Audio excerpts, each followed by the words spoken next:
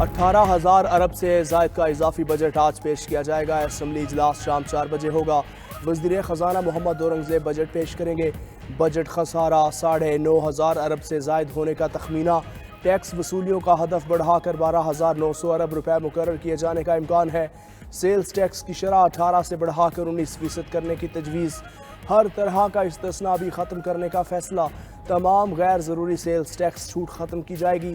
خوراک، ادویات، اسٹیشنری پر 10% sales tax عائد ہونے کا امکان۔ زرعی اشیاء، بیج، کھاد، ٹریکٹر اور دیگر آلات پر مکمل سیلز ٹیکس لیا جائے گا۔ نان ٹیکس ریونیو کا ابتدائی تخمینہ 2,100 ارب روپے لگایا گیا۔ بیوروکریسی کی مونیٹائزیشن پالیسی میں اضافے کی تجویز۔ قرض اور سود کی ادائیگیوں کے لیے 9,700 ارب روپے رکھنے کا امکان۔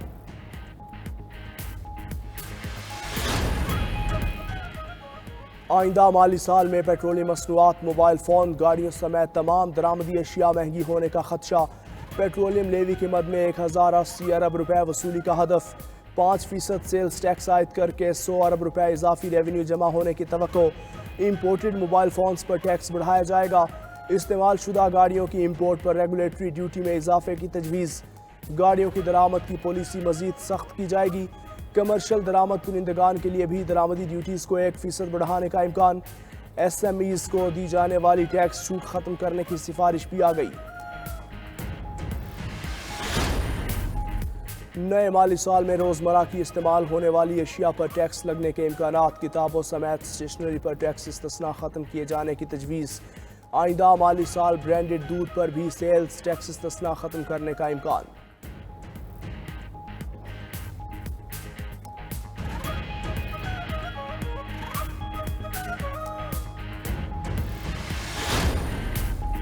بجٹ میں نان فائلرز بھی پکڑ میں آئیں گے۔ نئے بجٹ میں نان فائلرز کے گرد گھیرا مزید تنگ کرنے کے لیے اقدامات ہوں گے۔ بینکوں سے پیسے نکلوانے پر نان فائلرز کے لیے ٹیکس بڑھانے کی تجویز۔ ہائی پیڈ تنخواہ دار طبقے کے لیے انکم ٹیکس کے سیلز میں رد و بدل کا امکان۔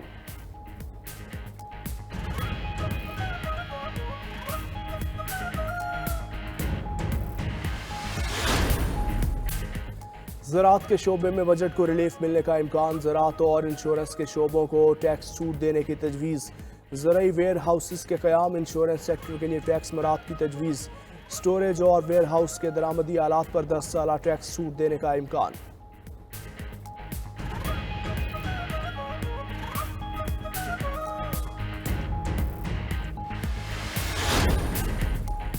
وفاقی سرکاری ملازمین کی تنخواہوں میں 10 سے 15% تک اضافہ متوقع۔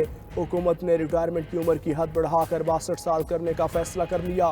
قومی خزانے پر پینشن بل کا بوجھ کم کرنے کے لیے اصلاحات متعارف کروانے کا فیصلہ۔ نئے بھرتی ہونے والے ملازمین کے لیے رضاکارانہ کنٹریبیوٹری پینشن سسٹم متعارف کروایا جائے گا۔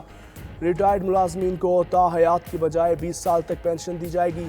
فیملی پینشن کی مدت 10 تا 15 سال اور بیٹی کی پینشن ختم کرنے کا امکان۔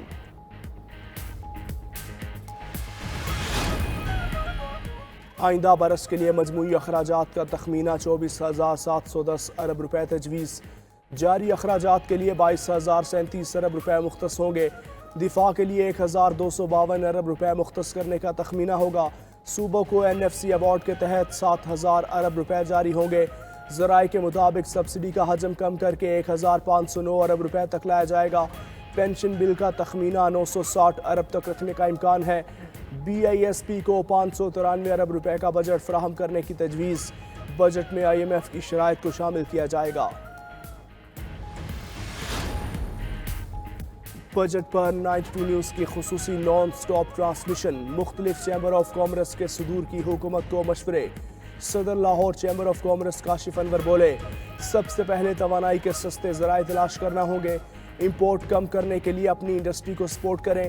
صدر ملتان چیمبر راشد اقبال نے کہا، سارا بجٹ IMF نے تیار کیا، ریلیف کی کوئی امید نظر نہیں آتی۔ صدر فیصل آباد چیمبر آف کامرس ڈاکٹر خرم طارق نے کہا، ٹیکسز اور ڈیوٹیز بڑھانا کوئی حل نہیں، ٹیکس نیٹ بڑھائیں، ٹیکس نظام آسان اور تاجر دوست بنائیں۔ چیئرمین آباد محسن شیخانی نے کہا، لانگ ٹرم پالیسیاں بنانے بغیر مسائل حل نہیں ہو سکتے، لوگ مایوس ہیں، ملک چھوڑ کر جا رہے ہیں۔ ماہر معیشت ظفر موتی نے کہا، بجٹ کے بعد مہنگائی کا نیا طوفان آئے گا، گیس، پیٹرول اور بجلی پر لیوی سے ہی مہنگائی بڑھ جائے گی۔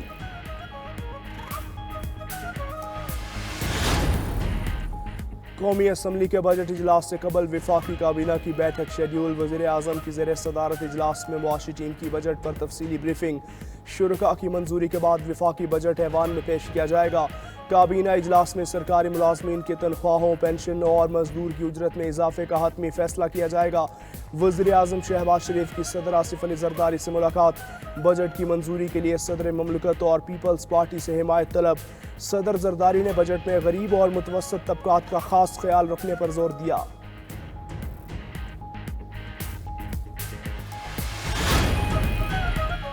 بجٹ کے حوالے سے پیپلز پارٹی اور نون لیگ میں معاملات طے پا گئے ذرائع کے مطابق پیپلز پارٹی بجٹ پاس کروانے میں حکومت کی بھرپور حمایت کرے گی پیپلز پارٹی تمام تحفظات کے باوجود بجٹ کے حق میں ووٹ دے گی پیپلز پارٹی کی بعض تجاویز کو بجٹ کا حصہ بنانے کی یقین دہانی کروائی گئی بجٹ پر مزید مشاورت کے لیے پیپلز پارٹی کی پارلیمانی پارٹی کا اجلاس کچھ دیر میں ہوگا